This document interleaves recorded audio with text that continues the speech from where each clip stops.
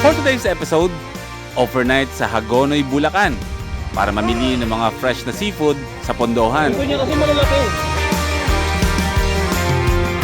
At samahan nyo rin kaming i-celebrate ang birthday ng ating Prisyang Dragon. Happy birthday to you.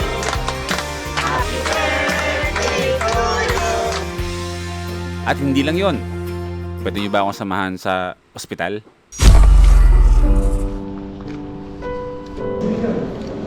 Pulse. Malamang mataas din yan. Ninervous ako eh.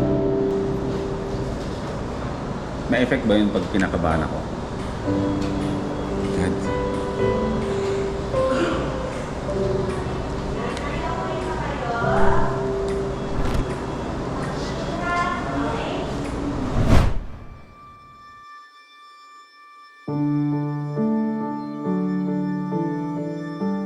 Good morning mula dito sa Hagonoy, Bulacan, mga first timers.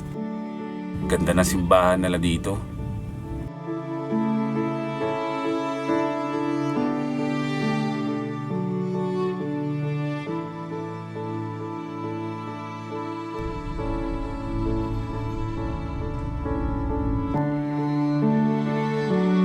Ramdam mo yung Pasko eh.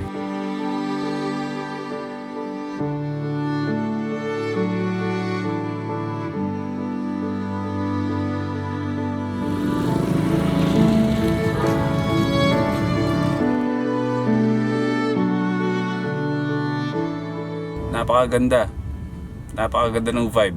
Kanina, naalimpungatan ako. Nagsisimula na ang mga taong magsitagsahan dito sa simbahan. Kasi nga, syempre, magpapasko, ang mga tao ay may tinatawag na simbang gabi. Or hindi ko alam kung simbang gabi ba ang tawag doon kasi nga simbang umaga na. Hindi kasi ako Catholic. Wala ako masyadong alam sa impormasyon sa simbang gabi. Pero ang alam ko yata talaga, ang simbang gabi, madaling araw, di ba? Madaling araw. Ngayon, kanina nagdadagsaan yung mga tao dito para magsimba. Kanina medyo ano lang tayo eh, chismoso lang tayo yung sumisilip-silip kanina dito sa loob ng van. Tingin-tingin ng mga boy-boy ng iba. Ang tangkad ng tricycle. Dami mga Japorms kanina mga nagsisimba eh. Mga kabataan ba?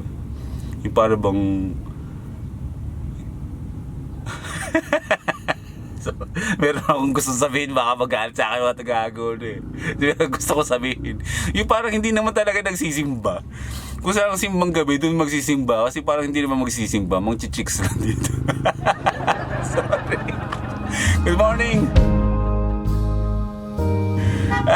Napakasarap ng tulog kahit maikli.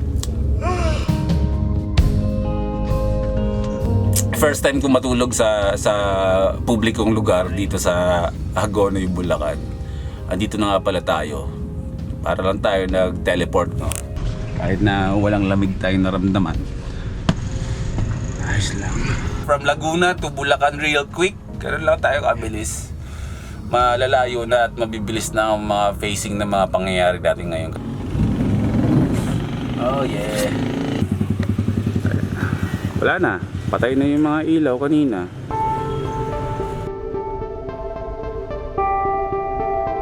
And welcome back to another Van Life episode. Kinailangan ko mag-overnight dito sa Hagonoy, Bulacan. At dahil nga katugtong ito ng Manila Bay at malalawak ng mga karagatan, tumataas ang tubig dito. Kung hindi ako matutulog dito, hindi ko ito mapupuntahan. May mga oras kasi na tumataas ang tubig dito na halos hindi madaanan. Meron silang sariling kalendaryo dito na pagtaas at pagbaba ng tubig.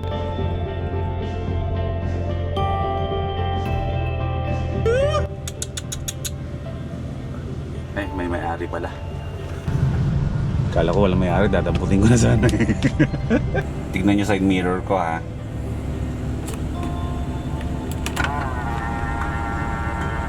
Oh.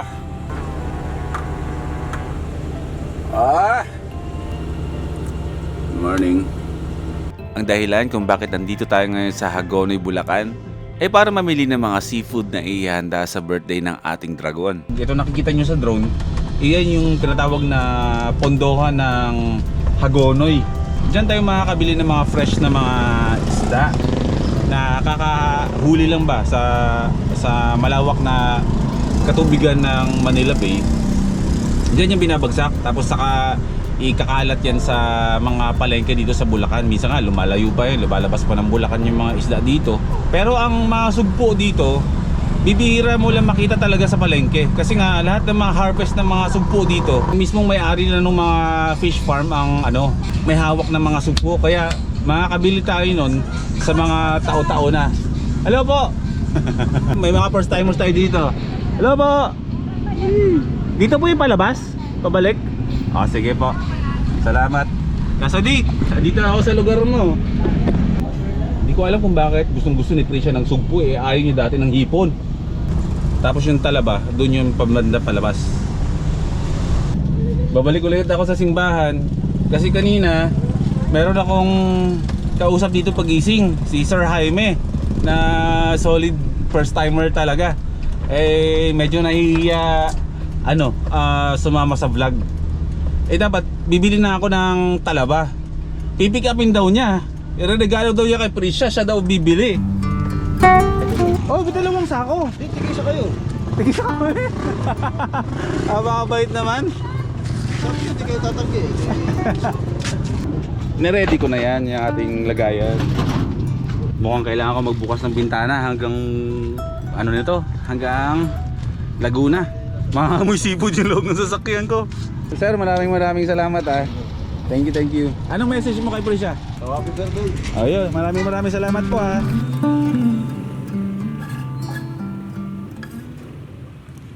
Medyo may kahirapan maghanap ng dito, parking Nilakad ko na lang. Sir Jeff, kayo po ba yun?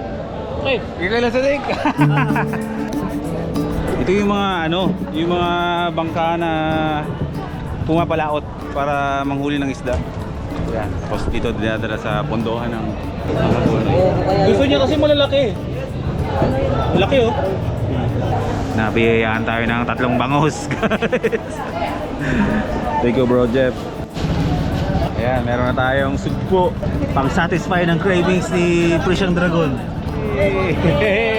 Ay, kamusta na lang kita sa pinsan mo? Salamat. Ayos lang naman. Sige, salamat.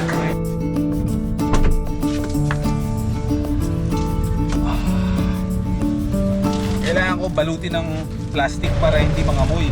Akalain mo ba naman, napakaliit ng mundo. Si Bro Jeff pala, yung binila natin ng sugpo, ay pinsan pala nila sa Dick. 1 kilong sugpo. At binigyan tayo ni Bro Jeff ng 3 bangus. Bibili na lang ako ng yelo sa 7-Eleven, siguro Alphamart.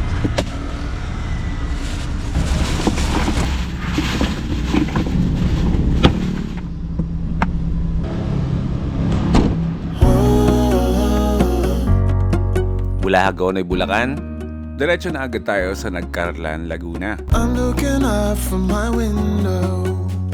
Sun's coming up like the day before. Binalikan namin ang Biga Spring dito sa Nagcarlan, Laguna. Kung dati, ang birthday talagang literal na party.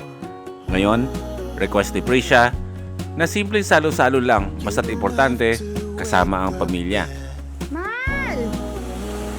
Sali natin yung resort! Atin na ang buong kailugan. Wawal-wala ko.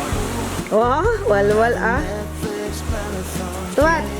Iyabang Happy Tuwat, tulak ka na. Wag! Gone all the way baritone. Maraming salamat kay Kuya Jeff na nagbigay ng bangus at sugo. Ayan na!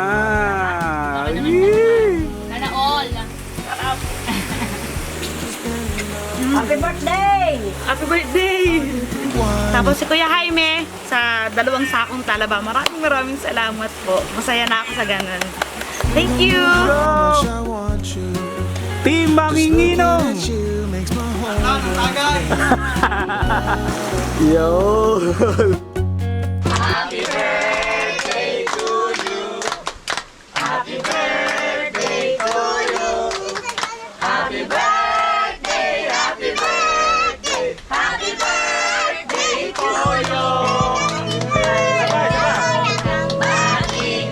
Grabe yung realidad ng mundo, no? Habang tayo ay tumatanda. Yung kusa na lang darating yung point na mas gusto mo na lang pahalagahan o mas bigyan ng oras ang pamilya mo kaysa lumabas ka at maki-party-party para i-celebrate ang birthday mo.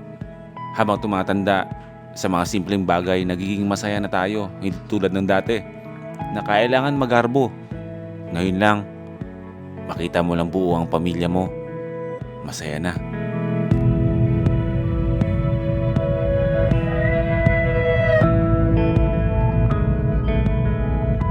Kinahapunan, nag-decide ako na umalis muna mag-isa para maghanap ng spot kung saan magsosolo camping muna ako. Mga batang 90s, alam niyo yung palabas na Ghostbuster? Ganyan yung hawak-hawak ng isang member ng Ghostbuster. Kalimutan ko yung mga pangalan nila. Pero favorite ko dati yun eh. Tagal-tagal matatanda na ngayon yung mga nanonood nun. Ako nag-iikot-ikot muna kasi bago ako bumalik ng norte, at si Prisha ay maiiwan muna dito sa kanyang family. So bago tayo tumuloy ng biyahe natin soon, pagkatapos ng Pasko at Bagong Taon, ay dito muna siya. Ako muna ang babiyahe. At marami tayong pwedeng at gustong puntahan. Ang una kong pinuntahan ay ang Victoria, Laguna. Lugar ng mga Team Itik, Victoria.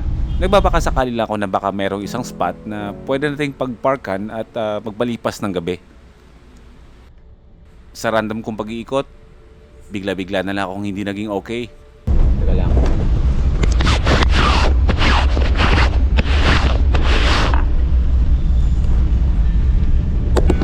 Kanina pa ako pa ikot-ikot. Sinusumpong ako ng anxiety ko. Kailangan ko munang pumunta ng hospital, kuha ako ng blood pressure.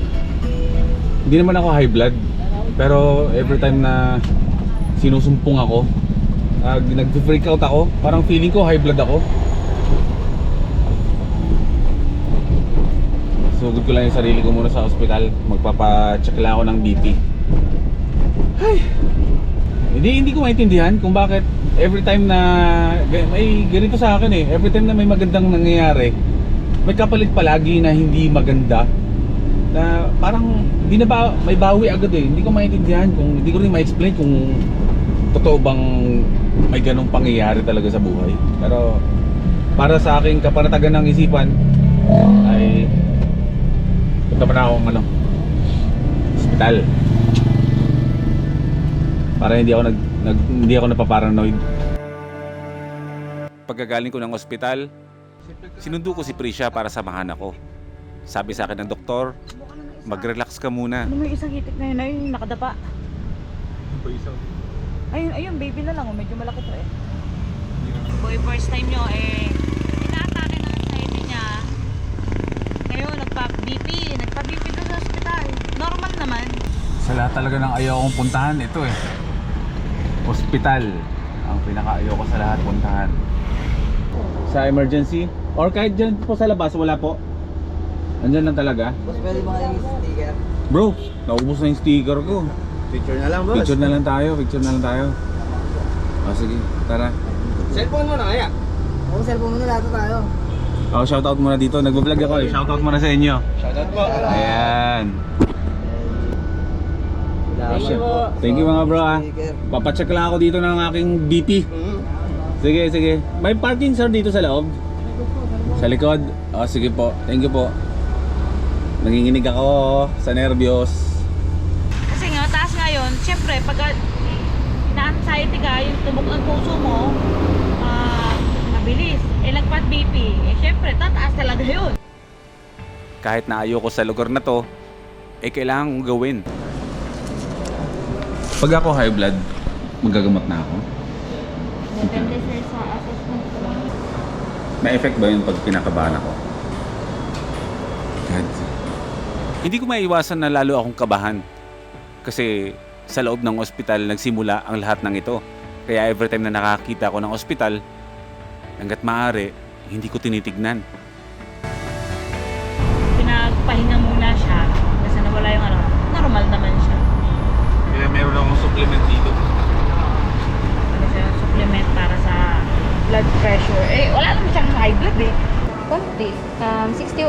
100 naman ang ating normal. Ayan, nababa naman siya ng 90. Normal Hindi naman lang. ganun kabilis yung heartbeat. So okay lang ako. Yung BP lang, sir, check natin. Yan. Kaya dapat kanina magka-camping ako mag-isa habang tulog siya. Kaso paikot-ikot na lang ako, wala na akong nagawa. Ito kasing kondisyon ng inyong boy first time, may sumpong-sumpong talaga. Sa mga nakaka-relate dyan, ayoko naman masyadong explain.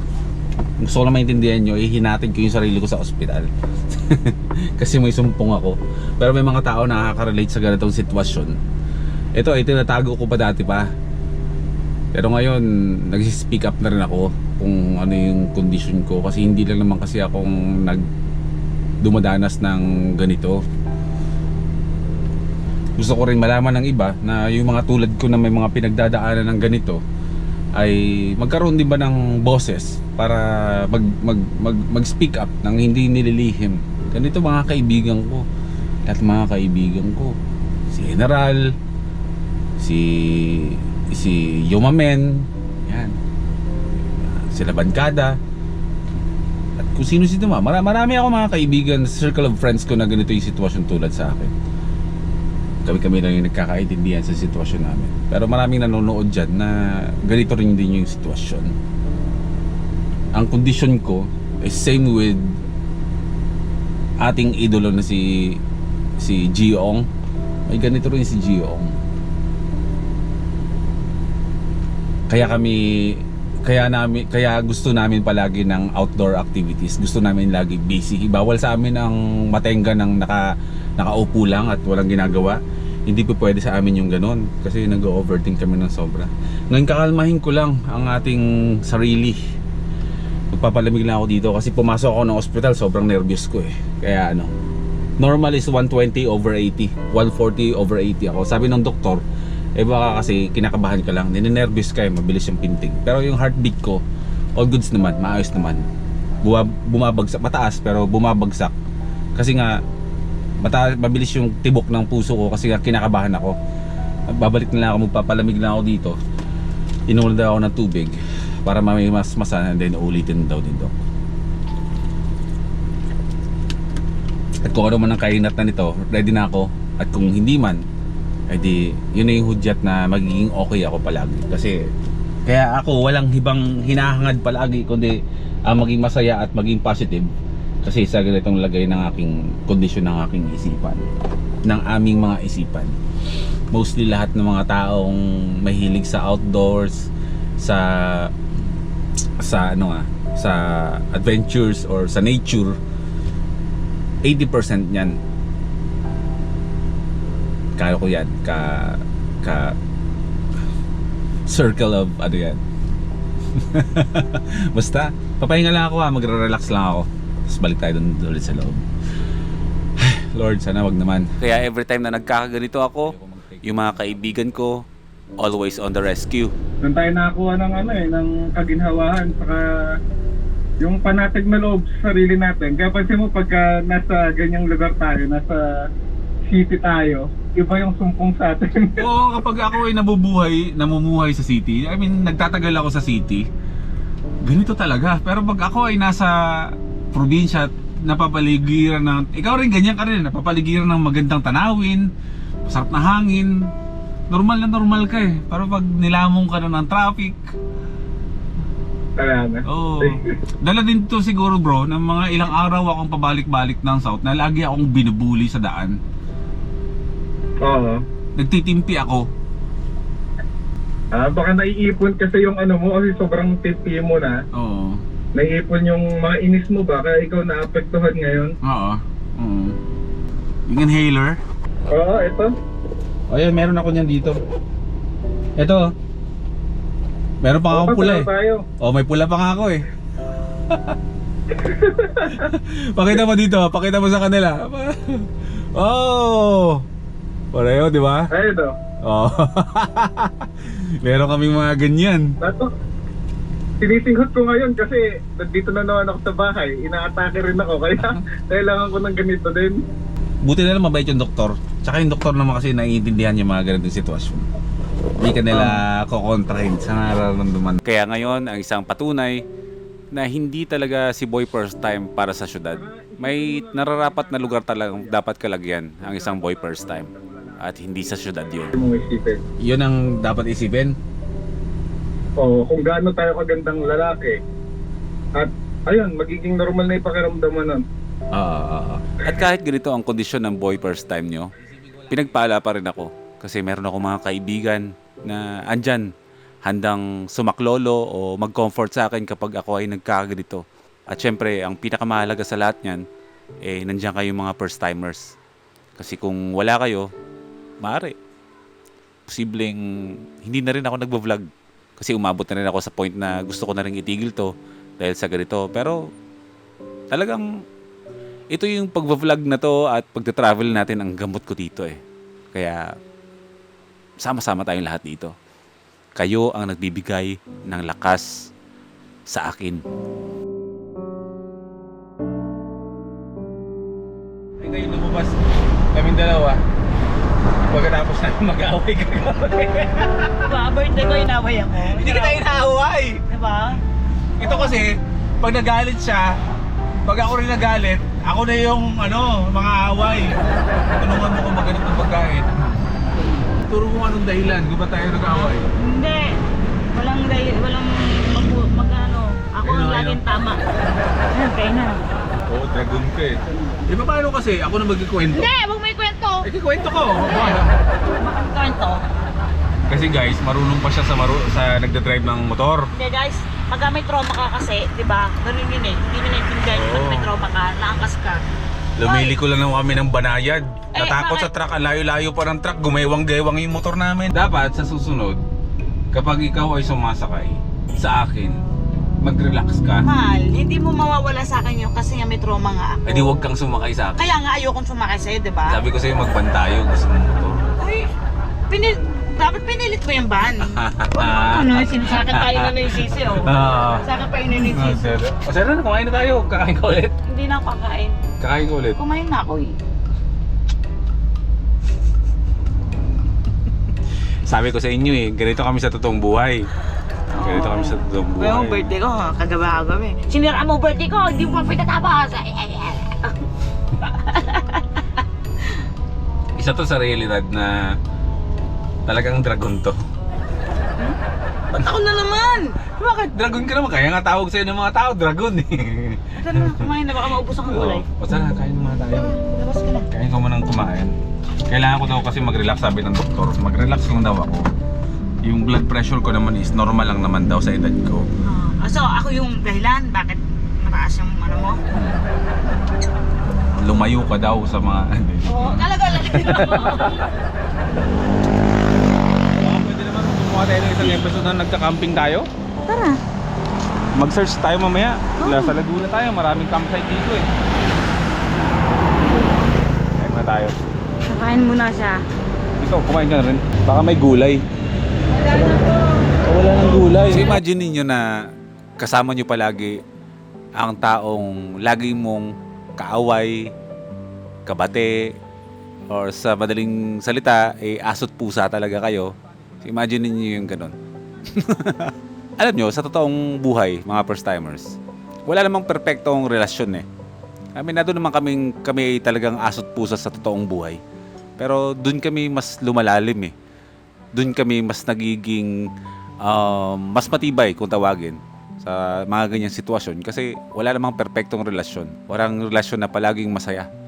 Ang pinakamalaking factor talaga sa isang relasyon, kahit na magkaiba kayo ng differences, nagagawa nyo ng paraan kung paano kayo nagkakasundo. At pagkatapos ng away, nagkakabati pa rin kayo.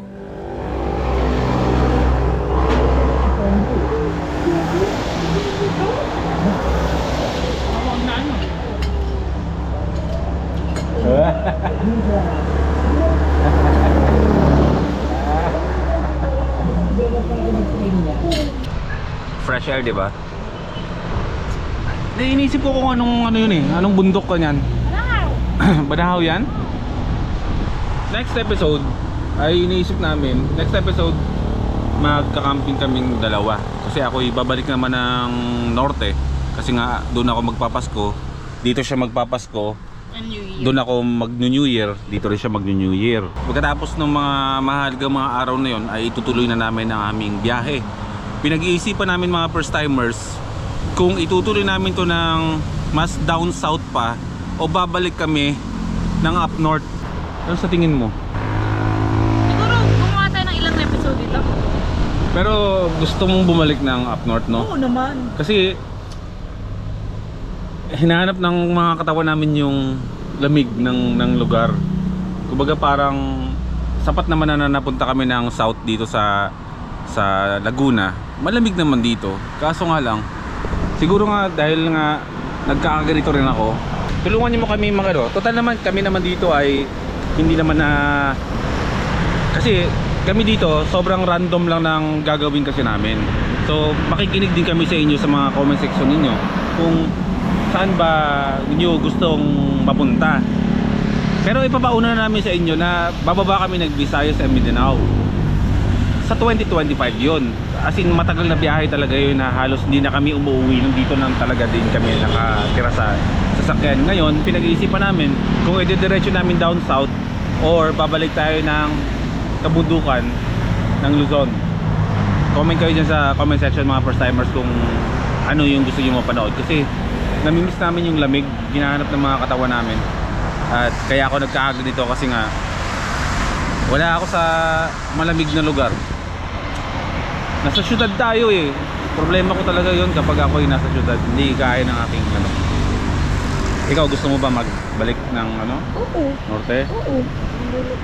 O sige, titignan natin. Yan yung mga dapat yung abangan. Tambay-tambay na lang muna kami dito sa loob ng camper van, since na maganda naman yung view namin, Mount Banahaw. At ako'y hindi naman muna maglalagalag kasi kailangan ko magpahinga muna. Kailangan ko muna mag-relax. Pero nasa ano tayo ngayon? Nasa Victoria. Nasa Victoria tayo. Victoria, Laguna tayo ngayon. Yeah. Kung nanonood man sa amin yung ano, yung Team Itik, shoutout sa inyo. Ako'y tuwang-tuwa sa mga vlogs niyo na walang halong chemical, na puro lang pagpapasaya at katatawanan, na gusto ko yung ganun eh, mga komedyante walang dinadamay na ibang tao para lang makapagpatawa. Sana makita ko kayo. Sa ngayon parang hindi na namin priority na kailangan eh kapag gabi ay sa campsite kami tutuloy. Yes. Kung saan kami maabutan ng gabi, sa mga susunod na mga abangan ninyo, Doon na kami. hardcore na yon, tabing kalsada, gasoline station, police station, simbahan, at kung ano-ano Kung pa. saan safe tayo. Kung saan kami safe, yun na yung gagawin natin. Kumbaga malaking swerte na kapag tayo ay merong campsite along the way na pwede na tutuluyan. And since van life naman tayo, ay kahit saan tayo mapunta kasama yung ating camper van, at ito naman talaga yung bahay natin, bahay namin, eh why not? Alisin natin yung pressure sa amin na kailangan ngayong gabi may campsite tayong papuntahan. Eh hindi naman lahat maraming campsite, di ba? At maraming campsite. Hindi lahat pwede ang car camping. O isa pa yun. Oo. So ganoon lang tayo ha, magkubuyan na lang tayo mga first timers. Basta ang i-assure namin sa inyo, mag-enjoy kayo sa mga episodes namin. At syempre, maliban dun sa pag-van life, given na yan eh, na dito tayo nakatira. Ito yung magiging bahay namin sa bawat biyahe namin. Kasi tinutulugan namin to kahit hindi kami nagbo-vlog. Talagang kwarto namin to. Ay syempre maliban dun sa pag-van life natin, given na yun na may van life eh. Sa bahay na tayo, sa van na tayo nakatira, dito tayo natutulog. Kung saan tayo minto, dito tayo magluluto. Pero dagdagan natin ng adventure na tulad ng mga ginawa namin sa Mindanao, na hindi lang tayo nagbo-van life, yung may adventure ba para fulfill din ba tayo na hindi tayo puro camping. Oo. Yung ma-enjoy ba natin yung ganda ng... Malabas din tayo sa ating bahay. Oo. Na ma-enjoy ba natin yung kagandahan na kung anong meron ng Pilipinas. Kaya Yes. ayun yung mga dapat yung abangan. Chika-chika lang kami dito kasi hindi naman kami makaalis eh. Tsaka ako eh, kailangan kong pahinga. Napagod yata ang boy first time nyo sa sobrang yata. Kaya ayun, dito lang kaming dalawa. Ayun, titig-titig lang dito sa magandang kabundukan na yan. Mag-aaway pero hindi mag-iwalay, diba? Diba? Iiwan mo na nga ako gabi. Pag nag-aaway tayo, iiwan ako lagi. Hindi na kaya yung toyo. Minsan hindi ko kinakaya toyo nito eh. Kaya ginagawa ko, pag nag-aaway kaming dalawa, pack up! Alis! Andar! Ako magliliwaliw. Pero naka-live 360 kami. Tapos pabalik naman sa Naka-live 360 tayo eh. Alam mo yung layas-layasan? Pero nagsisilipan tayo sa live. Kami yung aso't pusa na grabe magsuportahan sa isa't isa. Yan naman ang kagandahan sa aming dalawa. Lagi magkaaway, pero pagdating sa suportahan, eh wala makakapantay. Parang ano to alam ko na ang ulam mo kahapon no. Siguro no. Alin? Malunggay. Malunggay kahapon? Hindi ah. Ayun malunggay 3 days ago pa yun. Kaditi. Ano to ba tawag ka? Ano yan? Bato ng balot. Last week. There's a new day that will come again tomorrow. There's a new day to wash away the pain.